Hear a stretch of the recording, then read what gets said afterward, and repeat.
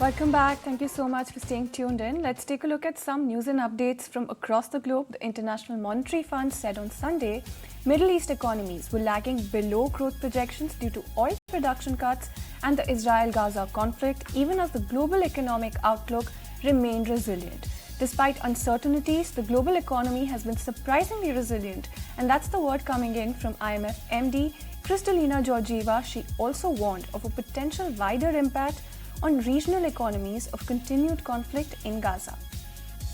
Well, let's keep it with Gaza and Israel because rating agency Moody's has downgraded Israel's credit rating, citing material political and fiscal risks from its ongoing offensive in Gaza. According to Moody's, the impact of the conflict raises political risks and weakens Israel's executive and legislative institutions, as well as its fiscal strength over the foreseeable future. And shifting focus to some stock-specific action, Jeff Bezos has gone ahead and offloaded 12 million shares of Amazon.com.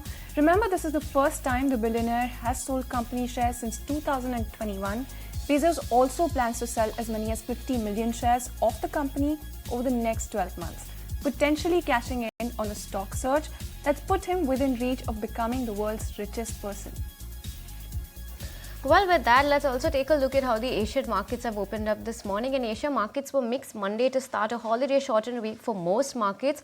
China remains shut for the entire week, and that's shut on the account of the Chinese New Year. South Korean markets also are closed on the Korean New Year today, so you only have largely Japan and Australia that are functioning today. And you can see a Nikkei on your screen up just 0.1%, not doing much. It did open 0.1% higher, so it's still there, not doing much. What's key to note is that Nikkei breached that 37,000 point mark on an intraday basis today, touching that 34-year-old high on Friday. So this happened last week. It's on course to do that today as well. So we'll see if it's able to sustain those levels. Shifting focus, let's also talk about the only other Asian market other than all these big ones that's working today, and that's Australia. And the ASX 200 fell 0.4% on open. It's still there, down 0.2%, but rather flat, not doing much, just a 19-point downtick coming over there as well. And let's talk a little bit about Wall Street because that ended higher on Friday after December's revised inflation reading came in lower than first reported. The benchmark S&P 500 also closed above that key 5,000 level for the first time. All three major indices are coming off their fifth week of gains. S&P 500, Nasdaq Composite added 1.4%, 2.3% respectively. Dow also edged fractionally higher. Traders will also be watching out for the latest CPI data, all set to be released tomorrow morning. So, well, yeah, that's largely what's happening on account of the Asian markets. And when you take a look at the implied open, it's at 21,940, indicating a rather positive start for us, Shreyansi, this morning. So, well, we'll see how that pans out for us. Absolutely. Hi there, welcome back. You're still watching Market Cafe on ET Now. Now, the Indian pharma market saw a steady growth of 9.5% in the month of January, aided by price hikes and new products. My colleague Somit is joining in with all the highlights. Somit, good morning. Take it away. Well, the India farmer market, that is the IPM data, is out, and for the month of January, the market has grown around 9.5%. Now, this was led by new products, which contributed nearly 4.3% of the growth, while price hikes contributed the remaining, that is 5.2% of the growth. Now, volume growth was literally zero in the month of January. Now, companies that outperformed the market, firstly, Glenmark Pharma, which grew nearly 20% on a YY basis. FDC volume growth was around 19.5%. Now, this was led by a volume growth of 14.8%, and also anti-infective segment where FDC has presence was one of the strongest segment for the company in the month of January. Apart from that, we had seen a strong growth for the electoral product for the company, which was among the top 10 fastest growing brand for FDC. Apart from that, it was Sun Pharma, which grew nearly 14.6%, led by strong growth in the cardio segment, which is the largest segment in the IPM market. And apart from that, Alchem Labs also, if you see, reported a growth of close to 14.1%, and this was led by a strong volume growth of close to 13.4% in the month of January. Apart from that, it was Ipca Lab, Torrent Pharma, Ajanta Pharma, Abbott, Cipla and Lupin. These were the companies that had outperformed the IPM data. Apart from that, companies that were in line with the market were Mankind Pharma, Eris Life Science and Zydus Life. However, the companies that underperformed the market include the list of Sanofi, Indoco, JB Pharma, Dr. Reddy's, GSK and Pfizer. In fact, Pfizer was the only company among the top 20 to report a decline of close to 3.2% on a YY basis, and this was led by multiple headwinds like patent expiry, price cuts and recall of 3 of its injectable brands. So keep an eye out for pharma stocks in trade today. Absolutely, Somit. We'll keep an eye on all of those counters, but stay with us and help us understand more about Dr. Reddy's, because Dr. Reddy's Labs has received 7 new EIR voluntary action indicated observations for their manufacturing unit in Hyderabad. So, what are these observations about? Well, if you see, Dr. Reddy has received the EIR VAI, that is Establishment Inspection Report, but the outcome of that report is voluntary action is indicated for its FTO03 manufacturing unit. Now, FTO03 is the Bachupalli Hyderabad unit of the company. Now, the unit was inspected back in October 2023 and had received around 10 observations back then. And when these observations were out, the stock was down around 5% when the Form 483 was issued. Now, unit manufactures over 100 products for the company, and analysts believe the facility contributes around 30% of the company's US revenue. Apart from that, the unit manufactures 4 out of the top 10 products of the company, and there are around 70 of the products manufactured by this unit are commodities. Now, what is this EIR VAI? EIR is the Establishment Inspection Report, while VAI means a voluntary action indicated. Now, VAI is the classification which is actually communicated through the Establishment Inspection Report. Now, VAI means that objectionable conditions or practices were found during the inspection, but at this point of time, US FDA will not be taking any administrative or regulatory actions on the company. Now, VAI is generally issued when the regulator believes that the responses by the company were pretty much satisfactory. However, there could be a reinspection going forward, but at this point of time, there is no clarity on that. But at this point of time, the plant has been received a clearance by US FDA, and Street was expecting an import alert to come in on this plant. So, it's all in all a positive outcome, and we could see a gap of opening when it comes to Dr. Reddy.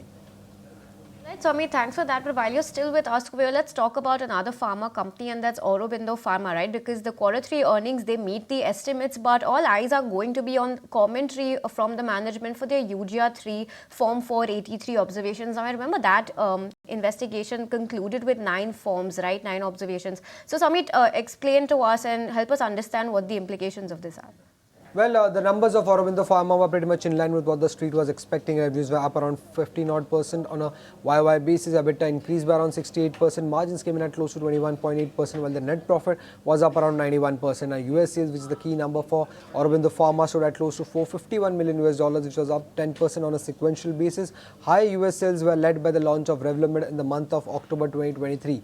Now, higher Revlimid sales and better mix, which is the higher US sales, aided the margins for the company in the third quarter of FY24. Apart from that, overall sales were up around 9% on a sequential basis, while specialty injectable product sales were up around 22% on a sequential basis. Now, during the quarter, the company launched nearly 21 products, including 4 specialty injectable products in the third quarter of FY24. However, apart from the earnings, the key commentary or the key focus of the street would be on the management commentary on UGR 483, which was issued to the company few days back. Now, recently the plant was inspected and 9 observations were given, and the stock and the plant contributes nearly 10% to the revenue, and the EBITDA contribution is expected to be around mid-teens. Now, the stock was down around 13% from its life high. Post this, observations were reported in the Form 83. So, the conference call today is at 8:30 p.m. So, keep an eye out for that, because based on that commentary, the stock reaction will be decided.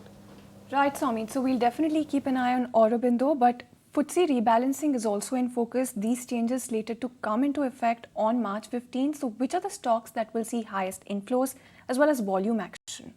FTSE will be coming out with its rejig very soon, that is on Friday, February 16. The announcement will be out, and flows related to those changes will happen on March 15 in the last 30 minutes. So, top 5 companies that are expected to see the highest inflow includes HDFC Bank, which could see an inflow of close to $656 million. Apart from that is Suzlon, KPIT Tech, Fortis and Phoenix Mill, which could see inflows anywhere between $47 to $124 million. So, keep an eye out for these stocks. Now, in case of HDFC Bank, their weightage is increasing because of the merger, while other stocks would be getting added in the FTSE index. Now, top 5 companies that could see the most volume action because of addition in the FTSE index is RVNL, SJVN, Bank of Maharashtra, Mazgaon Dock, Kalyan Jewellers. Now, inflows in these stocks are expected to be anywhere between 13 to $33 million, and that would be nearly 1.6 to 7.8 times the 20-day average volume. So, keep an eye out for these 10 stocks in trade on the back of FTSE rejig. Amit, thanks so much for joining us early this morning and taking us through all of those news and updates. Thanks a lot. Now let's get a move on then. And the centre has said subsidies under the second phase of the FAME scheme will be eligible for e-vehicles sold till the March 31st, 2024 or till the time funds are made available. The Ministry of Heavy Industries has announced that the outlay of the faster adoption and manufacturing of electric vehicles in India, that's FAME, the program has been enhanced from 10,000 crore rupees to 11,500 crore rupees in a bid to push clean mobility in the country. As per the revised outlay, electric two-wheelers, electric three-wheelers and electric four-wheelers are eligible to avail all of these subsidies to the tune of 7,048 crore rupees. Besides, 4,048 crore has also been allocated towards grants for creation of capital assets, whereas 400 crore has been earmarked for the others category. Well, with this, we're timed out on this segment, but we'll see you with more news and updates on the other side.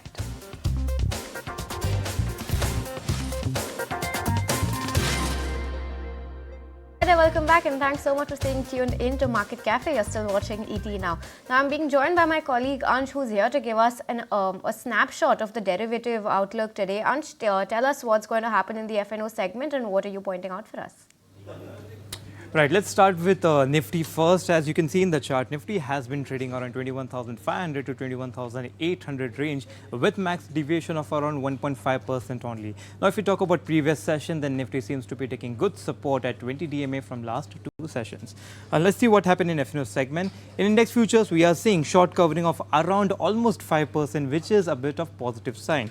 Whereas in index options, we are seeing call writing happening at psychological 22,000 level and put writing at 21,700. Indicating traders are expecting Nifty to hover around this 300-point range. Let's see what FIS also did. So in index future, we are seeing that they were a bit positive because they added around 3,400 long contracts and they covered 5,400 short contracts. So net to net, we are seeing a net addition of around 8,900 to 9,000 contract on upside, because of which the total FI long position have inched higher from 33% to 34.2%. This is a bit of a positivity coming in from FIS as well. So in a nutshell, Nifty may continue to hover around 21,500 to 21,800 range, but in short term, we may see some good support at 21,700 and strong support at 21,500 level.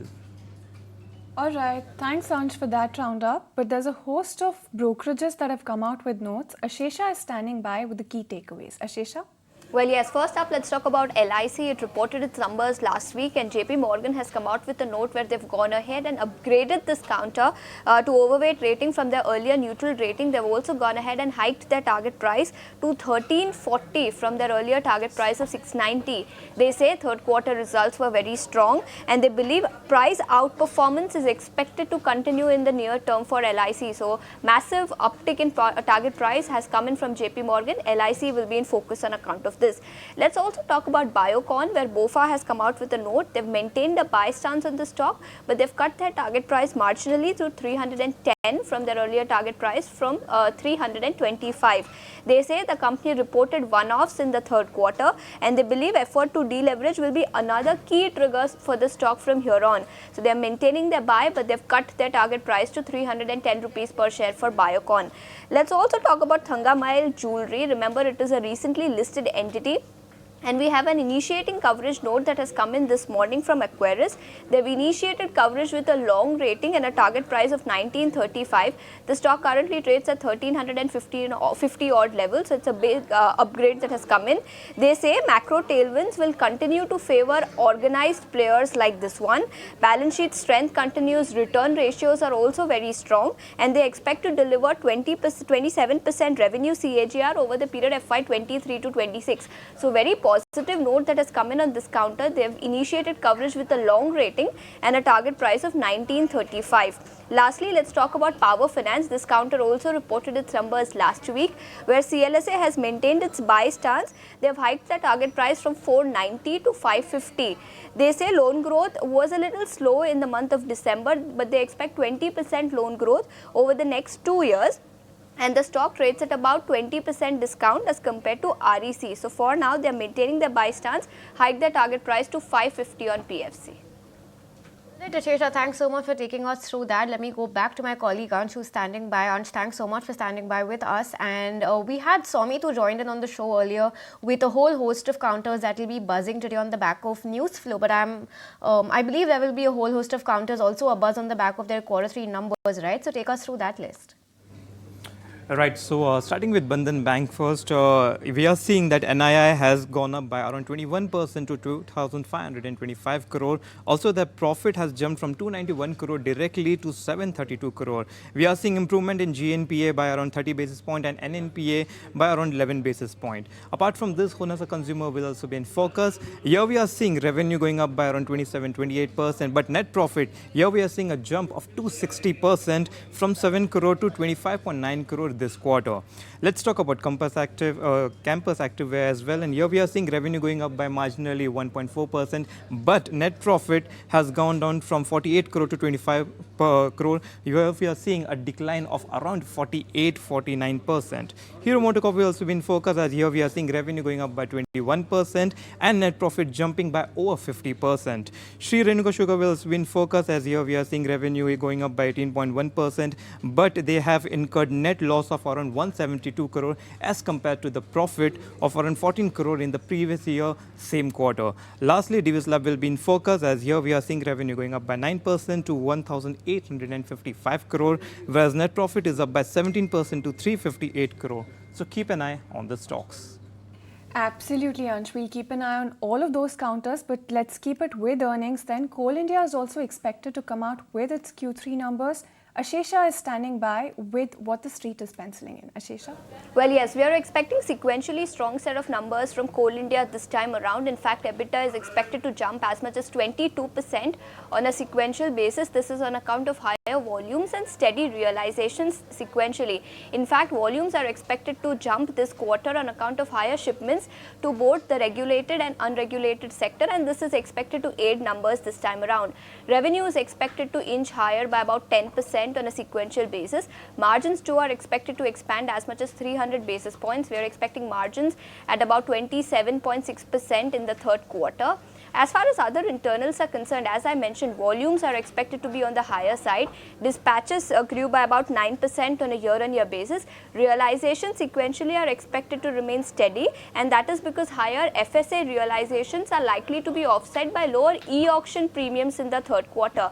Meanwhile, on a year-on-year basis, EBITDA is expected to decline on account of lower e-auction premiums on a year-on-year basis. As far as management commentary is concerned, commentary on guidance on production and sales for FY24 and 25, management commentary on capex guidance over the medium term, and commentary on e-auction premiums and the trend of e-auction volume ramp up will also be crucial this time around. But all in all, on a sequential basis, we are expecting strong set of numbers on account of higher volumes sequentially. Alright, Ashesha, well, we'll watch out for Coal India in today's trading session. Let me bring you some more news and updates that we've been tracking for you other than the stock markets. And after 18 months, Qatar has released the 8 Indian ex-Navy veterans who were imprisoned for alleged spy charges. 7 of these 8 have returned to India. And well, days after breaking ties with Congress RLD and rejoining the NDA, NDA-led Bihar government will face the floor test in the State Assembly today.